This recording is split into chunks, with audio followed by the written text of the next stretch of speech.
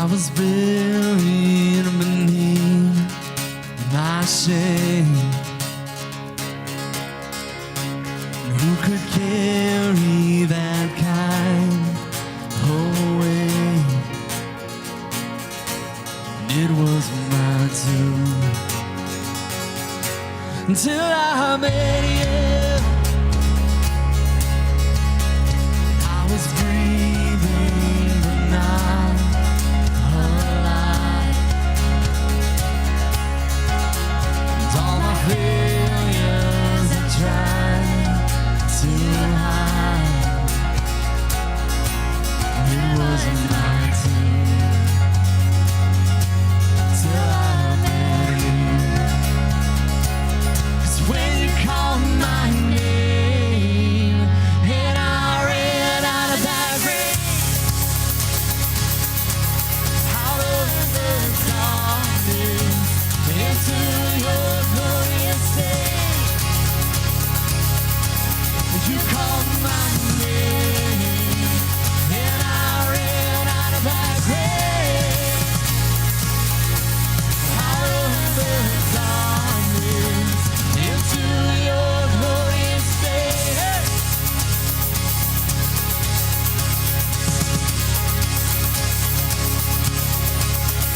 Now your mercy has saved my soul.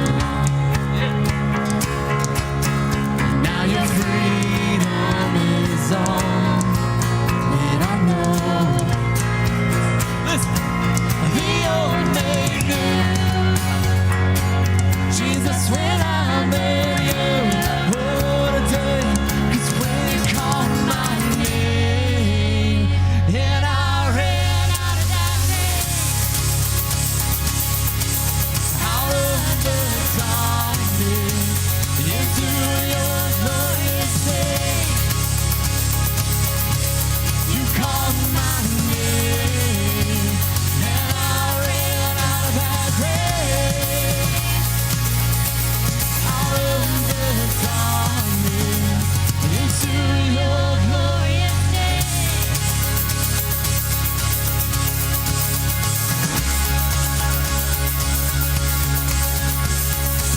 Yeah, how's it going, 11?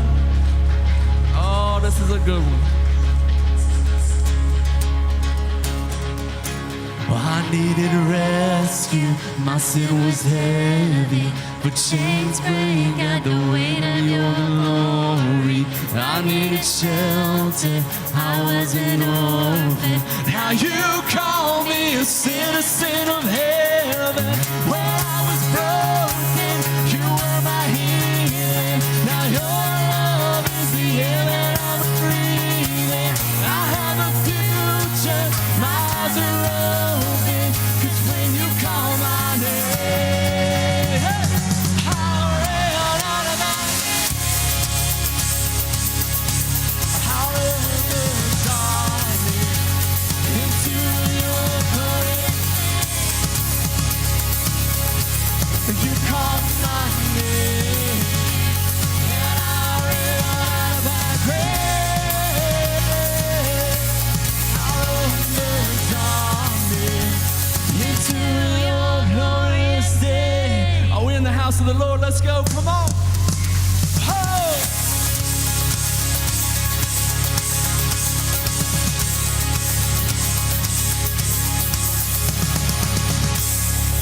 Oh, today.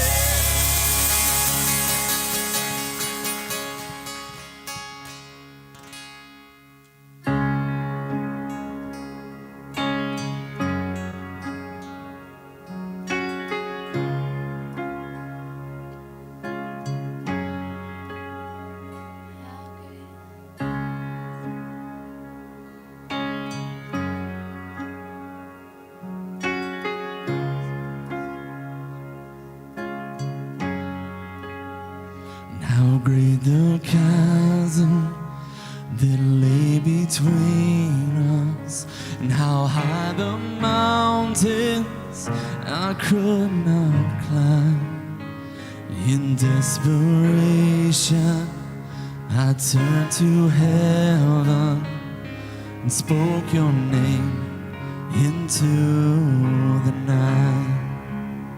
And then through the darkness, your loving kindness tore through the shadows of my soul. The work is finished, the end is written. Jesus Christ, my living hope.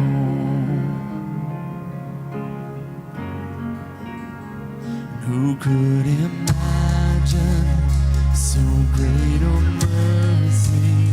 And what heart could fathom such boundless grace? And the God of ages stepped down from glory to wear my sin and bear my shame. The cross is spoken, I am forgiven. The King of Kings calls me his own. Beautiful Savior, I'm yours forever. Jesus Christ, my living hope. Hallelujah, praise the one who set me free. Hallelujah, death has lost its grip on me. You have broken every chain. There's salvation in your name, Jesus Christ, my living hope. Hallelujah, praise the one who set me free. Hallelujah, death has lost its grip on me. You have broken every chain. There's salvation in your name, Jesus Christ, my living hope. Then came the morning that sealed the promise, and your buried body began to breathe. Out of the silence, the roaring lion declared the grave has no claim on me. Then came the morning that sealed the promise, and your buried body began to breathe. Out of the silence, the roaring lion declared the grave has no claim on me. Jesus, yours is the victory. Oh, hallelujah, praise the one who set me free. Death has lost its grip on me. You have broken every chain. There's salvation in your name, Jesus Christ, my living hope. Hallelujah, praise the one who set me free. Hallelujah, death has lost its grip on me. You have broken every chain. There's salvation in your name, Jesus Christ, my living hope. Jesus Christ, my living hope. God, you are my living hope.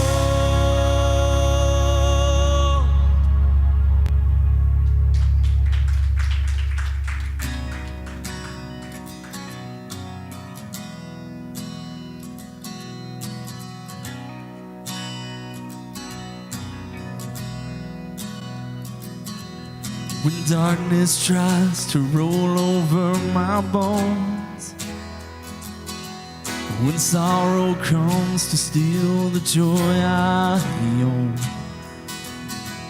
when brokenness and pain is all I know, no, I won't be shaken.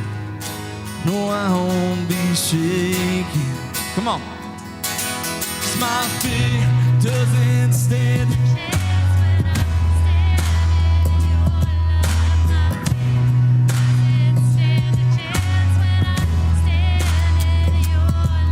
My fear.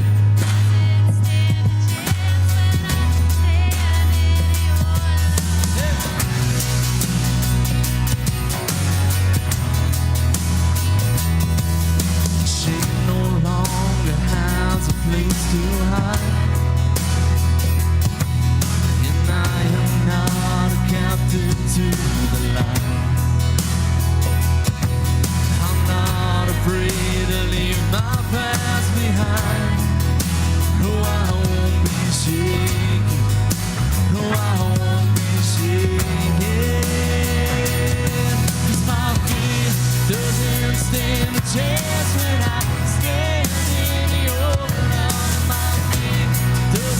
stand a chance when I stand in your love. But my fear doesn't stand a chance when I stand in your love. Oh, yeah. There's power that can break off every chain. There's power that can empty out a grave. There's resurrection power that can save. There's power in your name. Power in your name. There's power that can break off every chain. There's power that can empty out a grave. There's resurrection power that can save. There's power in your name. Power in your name. My fear doesn't stand. My fear.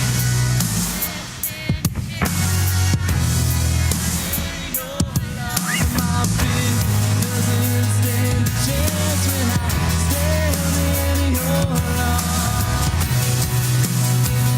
Oh yeah, yeah.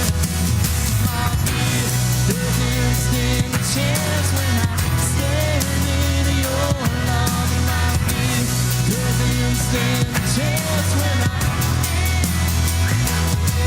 My fear doesn't stand a chance when I stand in your love. Oh yeah, when I stand upon the rock. Oh, when I stand in your love.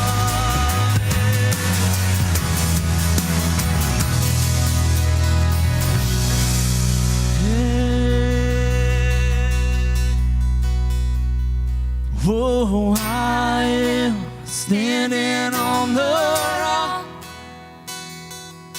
Oh, I'm standing in your love. Oh, I am standing on the rock. You're my firm foundation, my firm foundation. Sing it again, and I am standing on the rock. Oh, I am standing in your love. Yeah. Oh, I am standing on the rock. My firm foundation. You're my firm foundation. 'Cause my fear doesn't stand a chance when I stand in your love. My fear doesn't stand a chance when I stand in your love. My fear doesn't stand a chance when I stand in your love.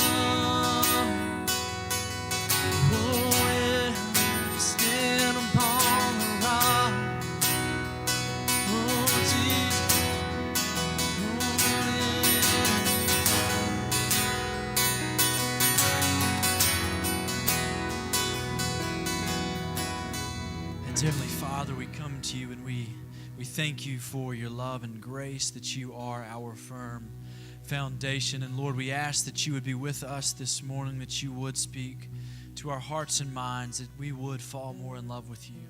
Lord, I pray right now in this moment as we continue to worship through our giving, we would do so with a glad. All right, thank you very much, Zach. Good to see all of you today. Good morning. Everybody okay? Man alive. Man alive. Hey, we're talking about life in this series from the book of Philippians. We're talking about life, and this morning we're going to be looking at what we represent, how we represent, why we represent. Have you ever embarrassed yourself? Have you ever done something quite intentionally that you knew was not the right thing in public, and you completely humiliated yourself? Now, there's a whole lot that stands out in my life. I know that's hard for you to believe. For those of you that were here in 2006 when you hired me, this was not on my resume. But way back in like 1988 or 89, our church, we had a beautiful, beautiful gymnasium. Our church was hosting half of the Southern Baptist Basketball League. Now, say no more. It's a bad situation. Sports and church, always a bad situation. Church leagues, always the worst. But we had, all you wives are shaking your heads because you've had husbands who have participated in these things. Well, it gets worse. It was worse than this. We're sponsoring half of the league. So half the games are at our church, half the games are at the local Baptist church, the other Baptist church, and I was the director over the half the league that was at our church. So I'm the one who's scheduling. I'm the one who's doing all the behind the scenes stuff with the brackets and with the teams and all these different things. Not only that, but I'm also playing on our church's team, and I'm also, Abby and Gabe have never even heard this story, I'm also the coach of our team. So it couldn't be any worse. I'm a player coach. I'm the director of the league. So come find out, we had this new family coming to our church. They've been coming for a few months. They were about ready to join, and they did end up joining despite me. But I found out that he was a ref, and I just kind of tucked that back away in my mind, for future reference. And then we came a point in the season where I was short a ref. So I went to him and I said, hey man, would you be interested in reffing? It pays this, whatever. We've got 4 games this week. And he goes, no, I don't ref church leagues. They're the worst. And I go, well, not at our church, not in this league, because I'm the director and I don't put up with that stuff, blah, blah, blah, all this kind of stuff. And he said no, he said no, he said no. Finally, he relented and he said, okay, I'll ref just for this week. And I'm not going to ref anymore. But I'll fill in. I know you're in a pinch. I'll do it. Well, right after we started the game, he made a call that I was like, why did I ask this guy? He don't know nothing. He can't even see. What a horrible call. So this went on, finally 3 or 4 bad calls, horrible calls later. I finally said, I remember distinctly, I don't remember all the circumstances, but I remember distinctly getting up in his face and saying, if that's a foul, then what about that back there where you missed that? And he says to me, this is why I don't ref in church leagues, because of people like you. And I just remember the guys on my team pulling me to the bench, going, Coach, we're going to sub you out. You're going to sit on the bench. And so he said, as you go, take this with you. So he teased me. That absolutely humiliating. Even though the poor guy was blind and he couldn't see straight and he didn't know the basketball rules and he wasn't paying attention to the game that was in front of him, even though he was totally wrong, I looked like an idiot. Totally humiliating. Hey, welcome to our church. Would you want to attend my small group? Really bad. So this morning we're looking at why we live, how we live, and what we live for. And Paul, of course, is addressing the church at Philippi, a church that he founded by winning some people to the Lord some 10 years earlier. And he's writing this letter to the church at Philippi. Now, this church was a really, really good church. This was a church that had excluded itself from the local church sports leagues. They were just totally, it was a healthy church. It was a vibrant church. This was a great congregation to be a part of. And there was a lot of things happening. Now, Paul knew a lot of churches. He had founded a lot of churches. He went and visited a lot of churches. And he's basically commending this church all of the time for all of their good things. But kind of here below the surface, reading between the lines, he's addressing an issue that this church is having. And he says this in chapter 1 in verse number 27, the only verse we're going to look at this morning on life. Paul says, "Only let your manner of life be worthy of the gospel of Christ, so that whether I come and see you or am absent, I may hear of you that you are standing firm in one spirit, with one mind, striving side by side for the faith of the gospel. Only let your manner of life be worthy of the gospel of Jesus Christ." Now, we want to have our lives matter. We want our lives to be of worth. We want it to be of value. We want to have purpose. Everybody is going through life doing that. You see it all the time. If you watch people, you can see how they're trying to adorn themselves or how they're trying to dress to have some significance in the world, to be noticed, to have a purpose, to make a difference, maybe. But he's saying you're going to have worth, and you're having worth, church. But what are you having worth in? What are we having worth in? We need worth. We need purpose. We need a reason to get out of bed. We need a reason to keep going. We know that all of us end up somewhere in life, but few people end up somewhere on purpose. And Paul is saying, I want you to end up somewhere on purpose. Let your manner of life be worthy of the gospel of Jesus Christ. What purpose do we have? What purpose do we have? Well, for believers, the best reason for us to keep going, the best reason for us as believers to get out of bed in the morning is because there are others who have no purpose. And he said, whatever you're living for, Philippian church, let your life be worthy of the gospel of Jesus Christ that you represent. Let your life reflect the gospel of Jesus Christ. You know, there is something greater than me. There is something greater than my circumstances. There is something that deserves being my purpose in life that is much greater than me. And Paul gives me the answer here, the secret to living successfully. And he's saying, let your life, your manner of life be worthy of the gospel of Jesus Christ. Paul's desire for them, let your life reflect what you have been saved for. It's like Paul is saying, I want you to go back to the beginning when you first believed. When you first came in contact with the gospel, when you heard the story from me or you heard the story from someone else, I want you to go back and I want you to relive that moment when you realized the grace and the forgiveness you had in the cross of Jesus Christ. And that gospel that you accepted and that you believed, I want you to continue living your life and let it reflect that change that happened in your life. So he's reminding them. You know, believers should definitely have a past. It is really cool. In C group, we do it sometimes, and in different Bible studies and small groups, we'll talk about when you came to life in Christ. And it's so interesting to look at life without Christ, and then at a certain point in life, when life changed for you, when you began living, when you were, as the Bible puts it, born again, you were born spiritually, how your life changes. And Paul is going, you need to live for that change that has taken place in your life.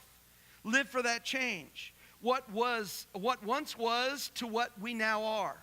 What we have been saved from to what we now live for. Our salvation marks a new birth and a new life. Salvation takes us from death to life, living worthy of the gospel. You know, each of us have a testimony, whether we realize it or not. We have a testimony. That testimony is either in the positive for Christ or it can be in the negative for Christ. The power of our testimony for Christ is our life. And Paul says, if I ever get to come to you again, whatever happens, or if I never get to see you, or if I do get to see you, let me hear, let your testimony, let the life that you're living, let it resonate through the community, let it resonate through the region, through other people in the city. Let them know that you're living a life that is worthy of the gospel of Jesus Christ. Being the best representation of Christ because we are his spokesman. Now, you heard the announcement about the Argo Christian Fellowship app. and it's really cool. I downloaded and put it on my phone. I have an Apple, so I had to go to the Apple store and download the Share Faith app and then type in my church, and then it comes up, Argo Christian Fellowship. It says, make this your church. Boom, the app comes to my phone. And so I have everything that I need there for Argo Christian Fellowship on that app. I mean, it has our logo that Nate designed, which is so cool. So cool. And you click on that app, and you're just like, oh, I mean, it's better than the Weather Channel. It is the coolest thing. Everything. And it was so cool to see Zach make the announcement. I'm sitting in the choir loft in the first service and see Zach make the announcement to that service. We now have an app church. And then he looked down at his notes, and everybody was like, what did he say? A what? We have a what? We have a what? And there was like 3 people. Okay, yeah, I know what that is. Good, we have a church app, you know. And then he really confused them, and he said, next Sunday we're going to have a taco truck at our church. Oh, it was beautiful, beautiful moment in the history of Argo Christian Fellowship. Yep. And while you're standing in line for the taco truck, we'll show you how to download the app for your phone. I love people that are technology challenged. I'm married to one. I'm a little bit, but I'm a little bit more of the times than Sandy. I picked up her phone yesterday, and I go, Sandy, no wonder your battery goes dead so fast. She's like, I think something's wrong with my phone. My battery goes dead. I said, you've left all your apps open all the time. Here, no kidding, about 12. You gotta delete. You gotta shut those things down. You just can't leave them open all the time. Oh, I don't know. I don't care. I don't know anything about it. I was like, well, I'm going to put the app on your phone for our church. The what? Yeah, see all these little squares, you know? Well, we are apps for Jesus Christ. That's what he's saying. You in Philippi, you're representatives of Jesus Christ. You represent Jesus Christ himself. You represent the gospel of Jesus Christ. His loving kindness towards people. His death, his burial, and his resurrection. And you live in light of that. Every day is that day that when you were saved, you represent the best of the best. That's what you represent. Living worthy of the gospel of Jesus Christ. There was a survey done several years ago by Lifeway, and they asked unchurched people, what would make you listen to the message from Christians, what they had to say? What would make you more apt to do it? And they had all of these things. Well, 63% said if I saw or I witnessed Christians doing these 2 things, it would make me more apt to listen to what they were saying. One is, I saw them treat others better because of their faith. So hopefully they weren't in the gym that day when I was letting that referee in our church have it. Another thing was, I saw them caring for the needs of others because of their faith.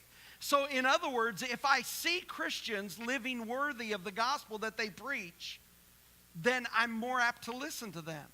So here the unchurched are saying the same thing that the Apostle Paul is saying. Listen, church at Philippi, let your life be worthy of the manner of the gospel of Jesus Christ. The gospel of Jesus Christ. We know September the 11th, 2001, that horrific event that we now know as 9/11, where our nation was attacked successfully, brutally, horrifically by terrorists. And it did something, though. Out of this tragedy came an incredible thing that we may not ever see again in our lifetime. We saw all of our politicians, both sides of the aisle, united on the steps of the Capitol, singing God Bless America together.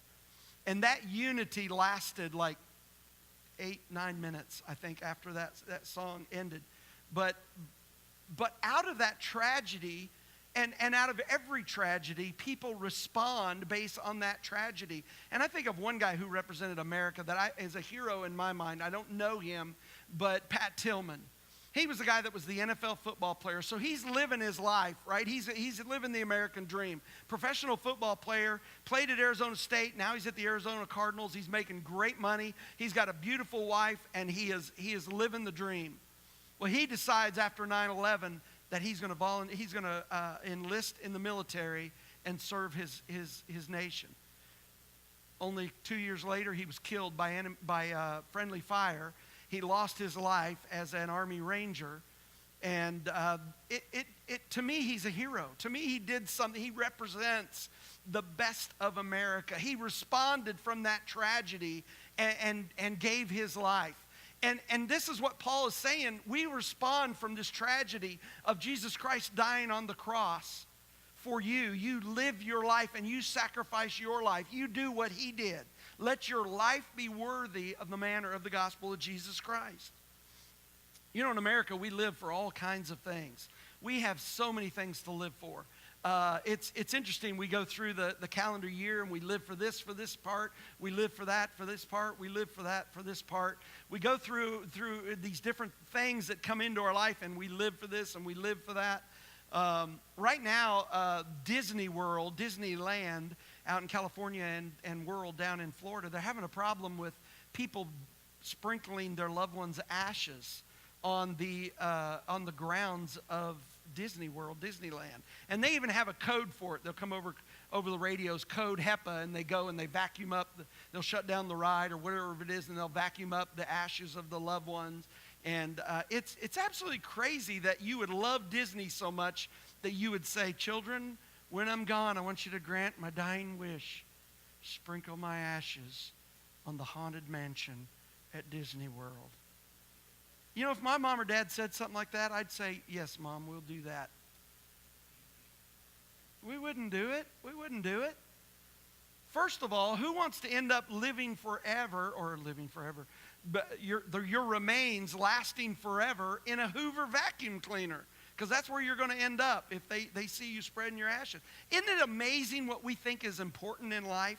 And how easy we get pulled away from what we even Christians get pulled away from different things, and this becomes more important. This becomes more vital. This is my priority in life. And Paul is reminding this church, you've got to remember that your life needs to reflect the gospel of Jesus Christ. Let your life be worthy of the gospel of Jesus Christ. So the church at Philippi, the city of Philippi, was a Roman colony.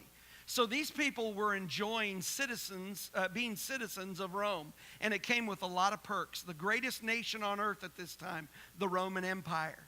And these Christians, these people of Philippi, the people of Philippi, they were changing their names to Roman names. They were dressing like Romans. They were adopting all the customs of Romans. And Paul is saying, that's all fine and good, but with this verse, he's saying, you need to remember that you live first and foremost for the gospel of Jesus Christ. That defines your life.